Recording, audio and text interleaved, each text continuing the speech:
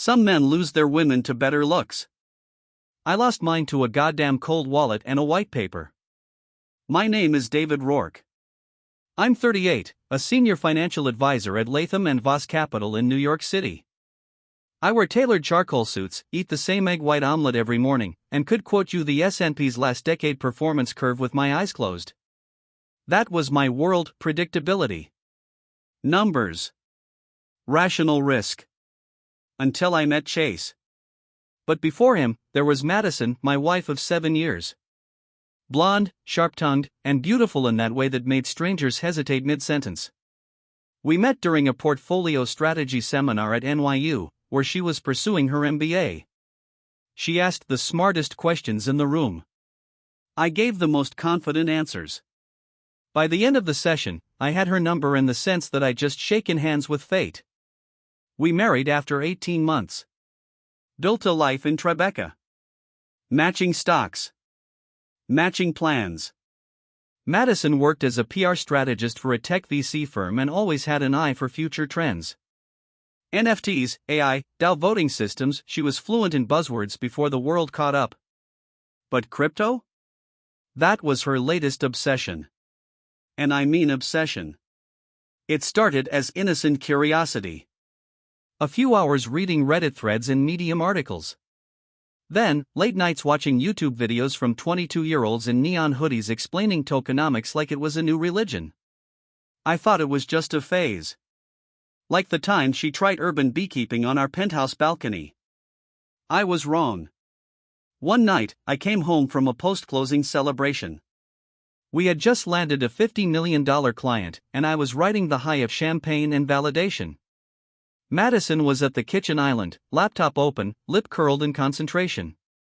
When she looked up, she had that gleam, that wild spark I used to see in our early years when we talked about dreams. "Have you ever heard of Televex?" she asked. "Sounds like a prescription drug." She laughed. "No, it's a Layer 2 solution for high-speed DeFi transactions. It's in stealth mode. Still private. But their roadmap looks insane." Chase says. Wait. Who's Chase? That was the first crack. Barely audible. A tremor, not yet a quake. She waved it off. Just a guy I met through a forum. He's building in the space. He's like a genius.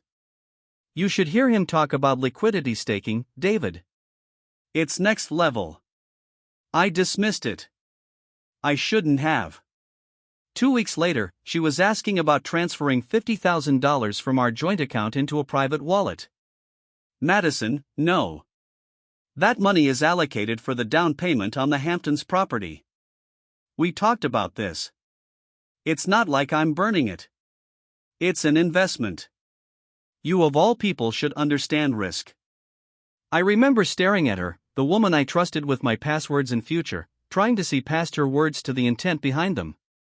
But she was a closed book now, sealed tight with a 256-bit encryption only Chase seemed to hold the key to. I started noticing changes. Subtle ones.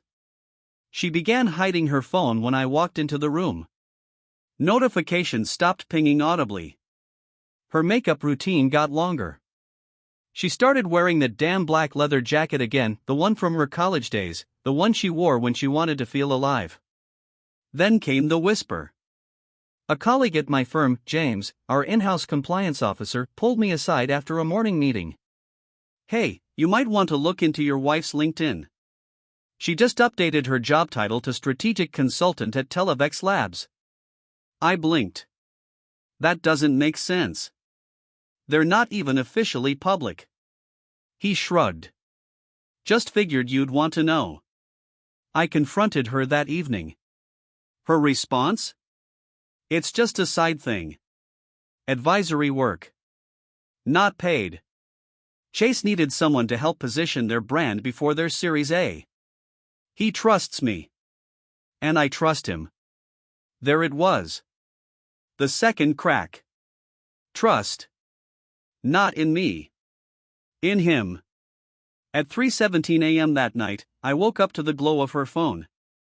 I saw it reflected off the mirror across from our bed. She was whispering. Laughing softly. Chase, stop, you're ridiculous. No, I can't talk now, he's sleeping. My blood turned cold. And that's when I knew this wasn't about crypto. This was something much, much deeper. This was a hostile takeover. Of my marriage. Of my life. And I had no idea just how far the rabbit hole or the blockchain went. There's something about deception that always leaves a residue. No matter how carefully you try to wipe it clean, it lingers in the ledger like a bad trade you try to forget but never can. The morning after I caught Madison whispering on the phone, everything felt digitized. Cold. As if our life had been rewritten into lines of code, zeros and ones where love used to be. I made her breakfast. Scrambled eggs. Sourdough toast. No comment on the night before. I didn't want to accuse her. Not yet. I needed data. Proof. You don't trade a hunch on the market, you research. You wait for signals. Confirmation. She didn't look guilty. She looked energized. Glowing. Her hair pulled into a messy bun, no makeup, wearing one of my old hoodies. But her eyes had that glint, not for me. For something else. Or someone. As she sipped coffee, I asked, so, what exactly does Televex do? She smiled. They're building a new liquidity rail for decentralized exchanges. Fast bridging. Lower gas. Think Solana without the outages. And Chase is kind of a mad genius. He's working with this guy from MIT who helped build parts of Ethereum 2.0. I nodded, pretending interest. But my brain was already racing. I'd heard whispers of Televex, fringe discussions on Discord, obscure articles on HackerNoon. They weren't public. Which made them a threat. Not just to my marriage, but to everything I stood for. See, Wall Street hates opacity. But crypto thrives on it. And Madison had stepped into a world where secrets weren't whispered, they were encoded. Later that day, I contacted a friend, Mark Devlin, a cybersecurity consultant who owed me a favor. We went to college together. He now worked freelance, mostly for hedge funds and dark pool operators. A ghost in the machine. I need you to look into a wallet, I told him over encrypted Signal chat. A wallet or a woman? Both. He didn't ask more. I sent him the public wallet address I had found scribbled on a post-it note near Madison's desk 2 nights prior. She had left it lying there, too confident. Too sloppy. Mark replied an hour later. Wallet funded 6 days ago. Initial deposit, 4.3 BTC. Current balance, 0.27 BTC. Outbound transfers to 3 other wallets. All routed through Tornado Cash proxies. One of the receiving wallets belongs to a known address associated with Televex Labs seed round. My hands clenched around the phone. 4.3 Bitcoin. That wasn't just play money. At current rates, that was over $260,000. Where the hell did she get that? I checked our accounts. Our joint savings had only a slight deduction. But then I remembered Madison had access to a trust fund from her grandmother. Untouched for years. A financial safety net she always said she'd never use unless the world fell apart. Apparently, the apocalypse came with white papers and smart contracts. That evening, she told me she was going to a networking dinner with some crypto founders. Not a big thing, she said, already applying lipstick in the hallway mirror. Just brainstorming and drinks. Chase might be there. She said it like it was nothing. Like Chase was just another guy in a room full of devs. But I saw how she lingered after saying his name. I didn't fight. I let her go. I kissed her cheek, told her to have fun. Then I opened my laptop. And I logged into a burner account I'd created on the same crypto Discord server she had joined a month ago. Username GigaWhale47. Generic profile. No traceable links. I started following the channels. Televex chat rooms. Dev updates. Investor threads. Buried beneath the hype and memes was a pinned message from someone named C_God. That was his handle. Arrogant. Narcissistic. But also, if you know, you know. Televex IDO coming. Don't blink, $TLVX is about to melt faces. I clicked his profile. Profile pic, a sideways cartoon gorilla in a hoodie holding a USB wallet. Tagline, centralized systems are for suckers. Long live the chain. It was Chase. I felt it in my bones. I DM'd him anonymously, posing as a fellow investor looking to get into the Televex seed list. We chatted briefly. His tone? Arrogant. Cryptic. Classic alpha bro energy. Then he sent me a referral code to an invite-only page. I opened it. Front-end interface slicker than anything I'd seen, flashy animations, Ethereum-connected dApp integrations, white paper download. But the names listed under strategic advisors caught my eye. Third name from the top, Madison Rourke. There it was. Public proof. She had taken a formal role. Without telling me. On a project that hadn't been audited, hadn't been regulated, and was funding itself through pseudonymous token dumps. This wasn't advisory work. This was insider participation in a gray market token scheme. And it wasn't just betrayal of marriage. It was federal territory. The next day, I had Mark dig deeper. He cross-referenced transaction hashes, KYC leaks, and GitHub commits. By evening, he called me. You need to see this. He sent me a folder of screenshots, internal Slack messages between Chase and two Televex devs. Apparently, there'd been a minor leak on a dev's unsecured AWS server. One message stood out. Dated 3 days ago. Madison says her husband's firm is moving on a new ETF. If we timed the $TLVX pump right, we could ride the sentiment wave. She's gonna try to get a heads up on the filing. She was feeding him information. From my firm. From inside our confidential strategic planning meetings. Madison. The woman who once said, "I'd never trade on your turf, I know the rules."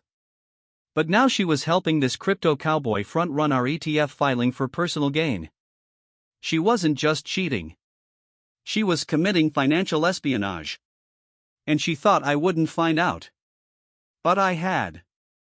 And now it was time to stop playing nice. Because if she wanted to live in a world without rules, I'd show her what it felt like to go short on everything she ever built. Revenge is just arbitrage on borrowed rage, profitable only when you cover fast enough. The following Monday opened with sleet hammering lower Manhattan, the kind of sideways rain that turns every crosswalk into a gray mirror. I welcomed it. Markets trade on sentiment, and nothing sours sentiment like cold rain at 8:30 a.m. I arrived at Latham and Voss an hour early, lights still off on the 31st floor. Only the data center hummed, a steel heart beating beneath spreadsheets. I logged in, opened 3 terminals, and started moving blocks of stock the way a surgeon preps an operating table, precise, sterile, ruthless. Step 1, build the Trojan. Televex's IDO was set for Friday, 10 a.m. Eastern Standard Time, hosted on a Tier 2 launchpad called NovaRamp. Chase had bragged on Discord that Tier 2 keeps regulators asleep. He was right until someone rang the bell loud enough. So I built a synthetic structured note that looked like normal hedging on our pending fintech ETF, but in truth it was positioned to spike in value if any DeFi token with a correlated volatility index cratered more than 40% in a 24-hour window. That note would self-trigger the moment $TLVX slipped, and the let's call it destiny was that I'd make sure it slipped. Step 2, borrow the matches. To light a bonfire you don't use your own gas.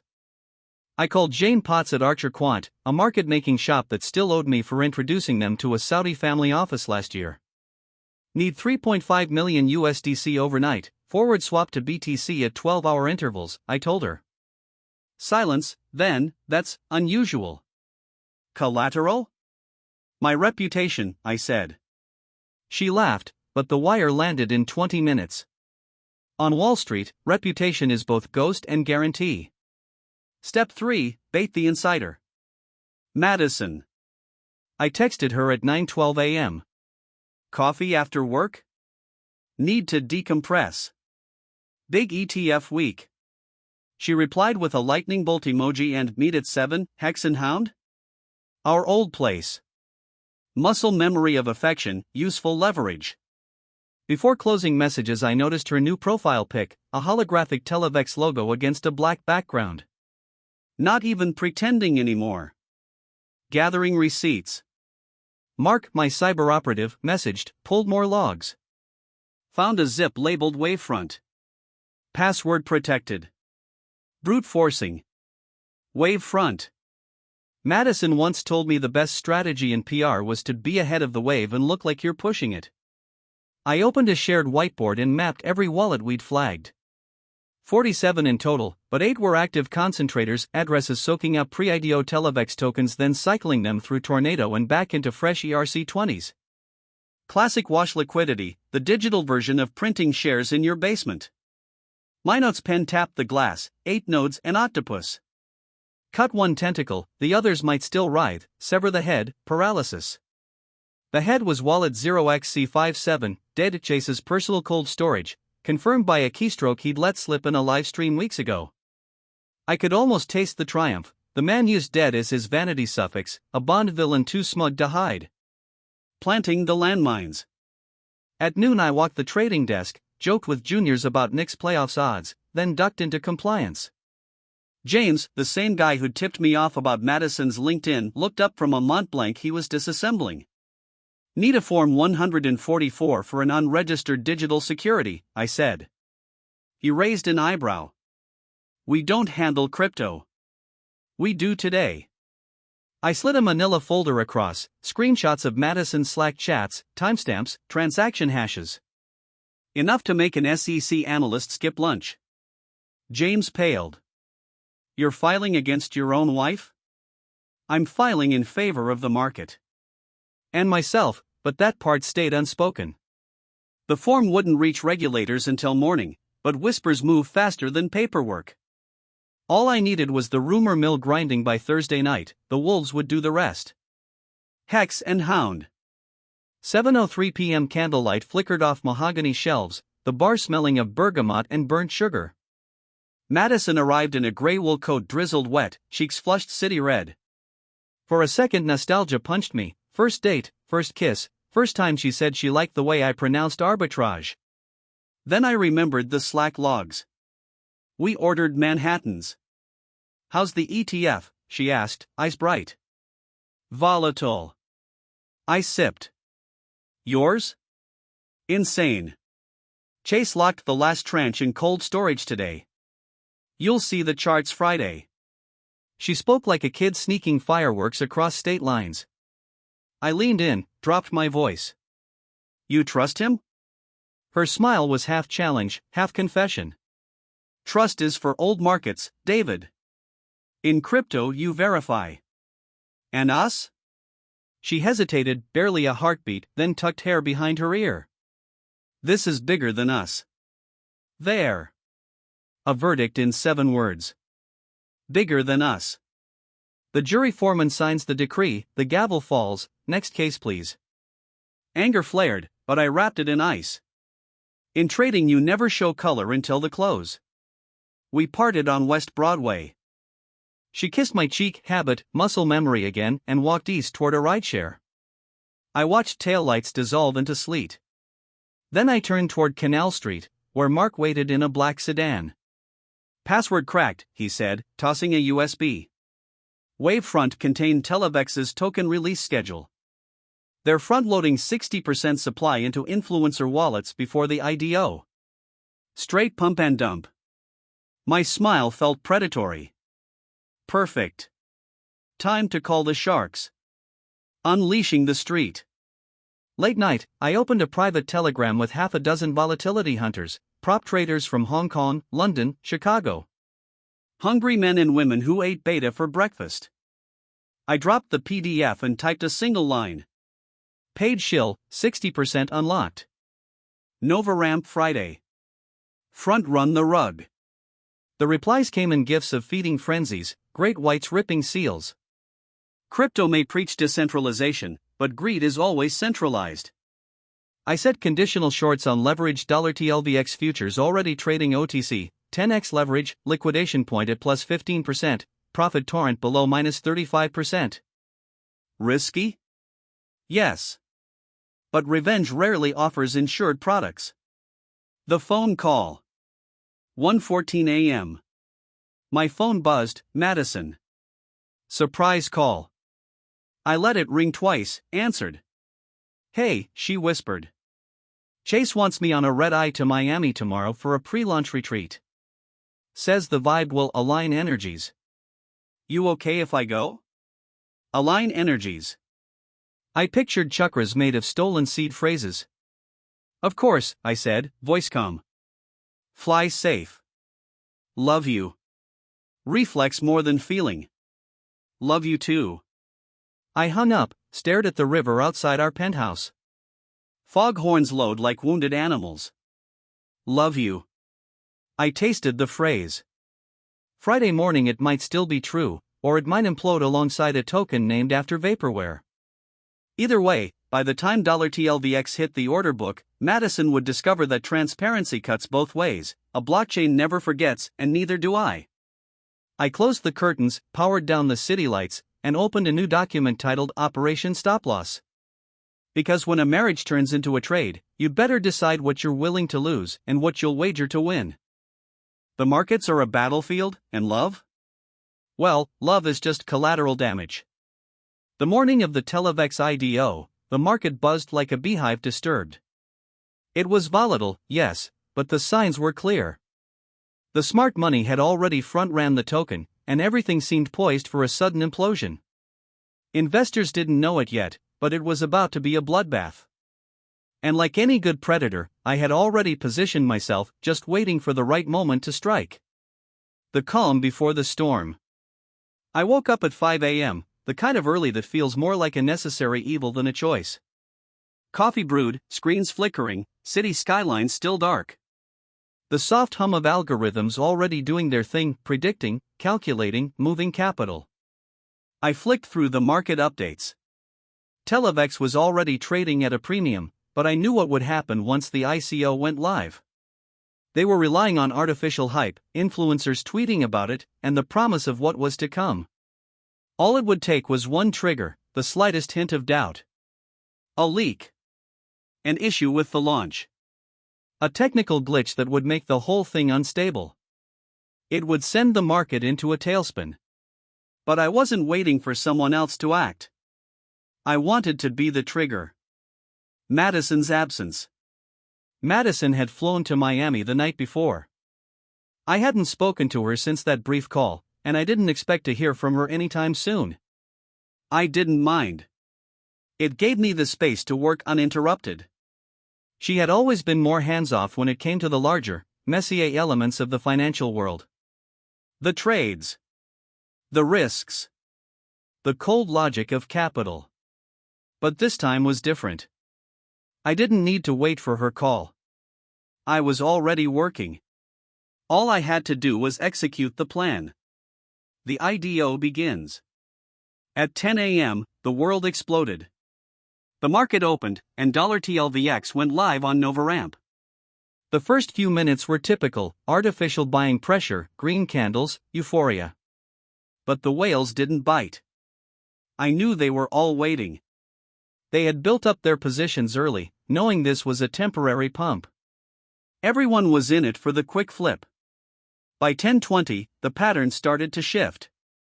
The first wave of retail investors came in, all wide-eyed and eager, buying in at the peak. It was textbook, like watching an accident in slow motion. But I wasn't just a spectator. I was the one pulling the strings. Triggering the crash. I activated my synthetic structured note. The moment $TLVX hit a 35% rise in less than 20 minutes, my position triggered. It was a complex play, but it was designed to exploit the exact moment the tide began to turn. My sell orders went live in waves, spreading across the market like wildfire. It started slowly, a trickle of sell-offs from smaller traders, followed by larger dump orders from whales who'd been holding the bags for too long. The panic spread. Sell orders flooded the exchanges, and the bots began their algorithmic dance. Those still holding the coin didn't realize what had happened until it was too late.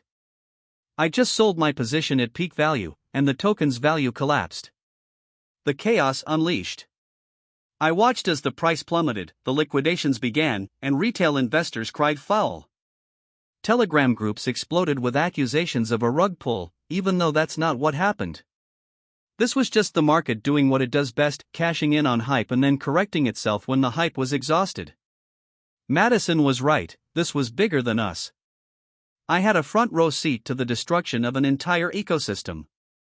The masses would never know that the crash was planned. They wouldn't see the invisible hands pulling the strings, positioning themselves for the ultimate payout. They would just see the wreckage. But I wasn't the only one profiting from this. Everyone who'd been smart enough to get in early and knew when to pull out was doing the same thing I had. The sharks were feasting. Madison's return. By the time I got a message from Madison later that afternoon, the storm had passed. The dust was settling, and Televex had crashed 50%. She had landed in Miami, but there was no celebration in her voice. She sounded off, nervous, jittery. I need to ask you something, she said, her voice shaky. Go ahead, I replied, trying to keep my tone neutral. Do you know anything about Chase? His wallet, it's been flagged for suspicious activity.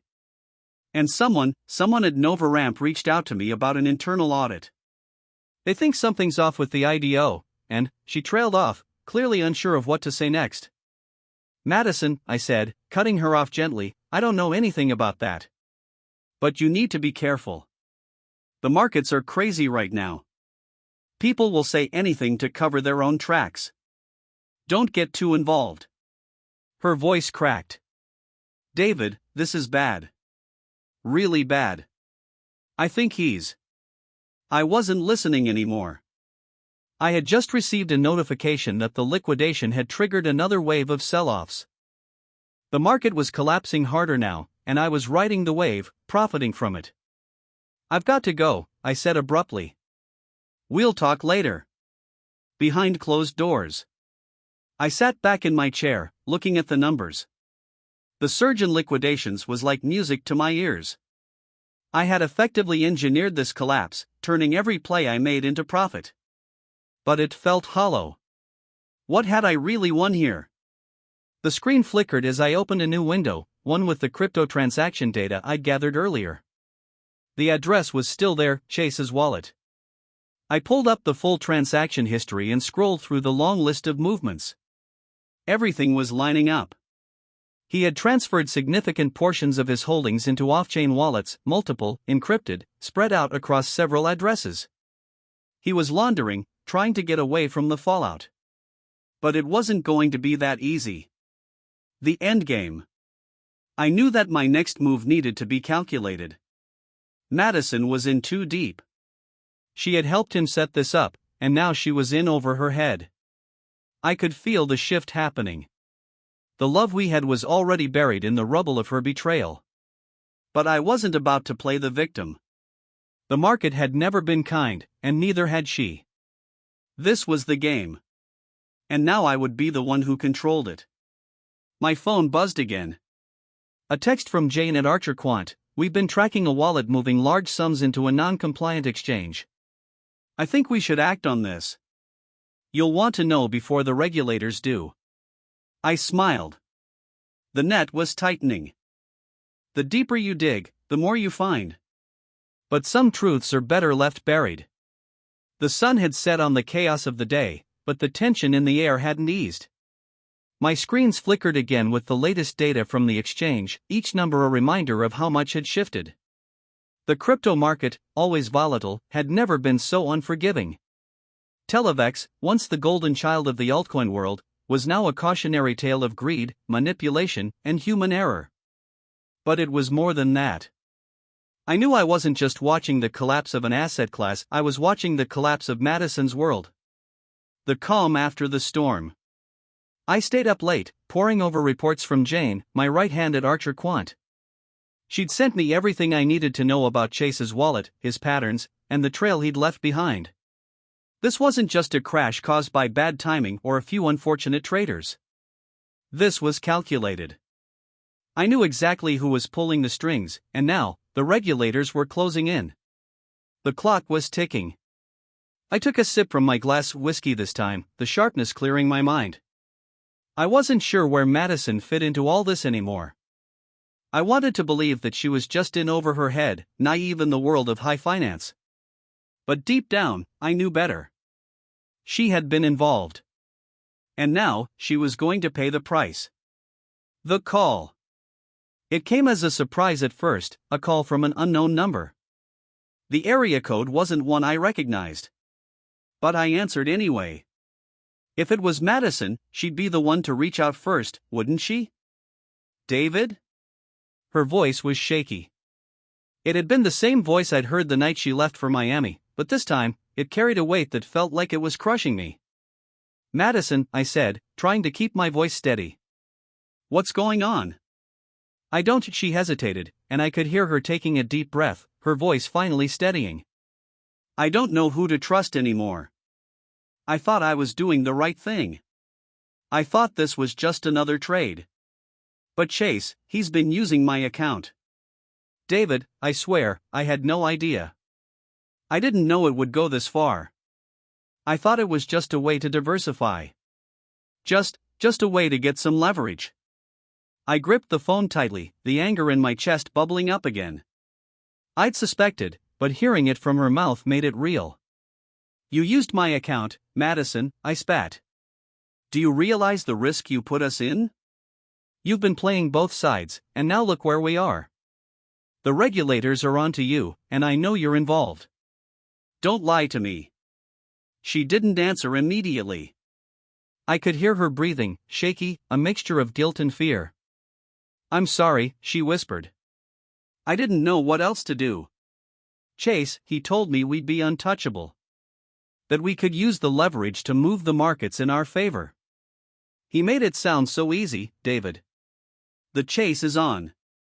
I could feel the familiar weight of betrayal in the pit of my stomach. I had built everything, this life, the firm, our home, on trust. And now it was all coming undone. It was a lesson I should have learned earlier. Trust is a currency, and like any currency, it can be devalued or stolen. I took a moment to steady myself, focusing on the task at hand. You need to get out of Miami, Madison, I said, my voice cold. You need to disappear before things get worse. I'll clean up this mess. You're on your own now. Her voice broke. What about you? What are you going to do? I'm going to find Chase, I said. And I'm going to make sure he doesn't walk away from this. Chase's game. Chase, always the smooth talker, always playing both sides of the equation. I had no idea how deep he was into this. But I knew one thing: if there was one thing he understood better than the market, it was manipulation. He had played me before, and now I had to make sure he didn't get away with it. I opened the transaction history again, the long list of addresses and wallets. The pattern was clear. Chase had created multiple dummy accounts, each with a small amount of liquidity, designed to move around the Televex holdings without being detected. But there was something else, something I hadn't noticed at first. There was a wallet linked to a high-profile client, someone from the same syndicate that had helped us push the ICO. Someone I trusted implicitly. Or rather, I thought I trusted them. I narrowed my eyes at the screen. The name was right there, glaring at me. And suddenly, everything clicked. I wasn't just hunting down Chase. I was hunting down a network. And Madison, despite her betrayal, was a pawn caught in the middle of it. Madison's realization. I tried calling Madison again. I needed her to understand just how deep this rabbit hole went. But when she picked up, her voice was no longer trembling. There was something different about it. It wasn't fear, it was resolve. I know what's going on, she said quietly, her words deliberate. I've been reading everything, going through everything you've told me, and I get it now. I see it. We've been played. We were never in control. It was all about moving money around, shifting it from one pocket to the other. Madison, you need to get out of Miami. This isn't something you can fix. It's bigger than both of us. I know, she replied, her voice steady now. But I have to do this. I have to fix this, David. I can't let Chase get away with it. The confrontation. As the minutes passed, I realized I couldn't just let this go. I had to confront the people behind this. I had to go to the source. And Madison? She was part of the problem, but I knew she would do whatever it took to make things right. I gathered my things and began my descent into the darkness of the world I had built, one of manipulation, deception, and power. The regulators might have been closing in, but I wasn't going to sit idly by. I was going to take control of the narrative, even if it meant becoming the villain in my own story. The line between right and wrong is thin. But in a world built on lies, even the truth becomes a weapon. I stared at my reflection, feeling the weight of betrayal. Madison, Chase, the syndicate, they had all played me. And now, everything I had worked for was crumbling. But I wasn't going down without a fight. The meeting. I found Chase in his penthouse, the same place he always felt untouchable.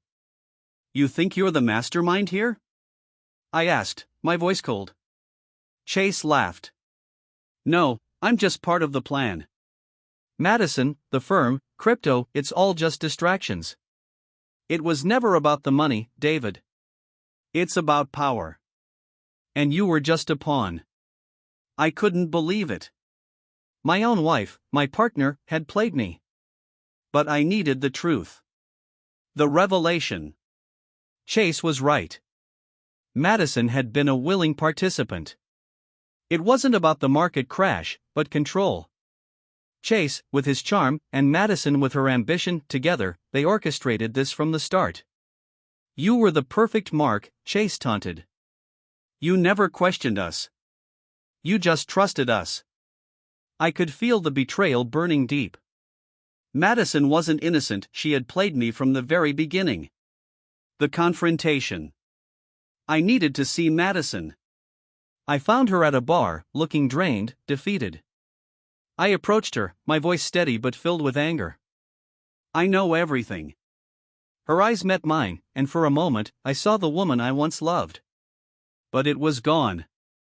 She was lost in her own ambition. You've already lost, David, she said. Chase and we've won. The game's over. I shook my head. No, you've made a mistake. I'm not done yet.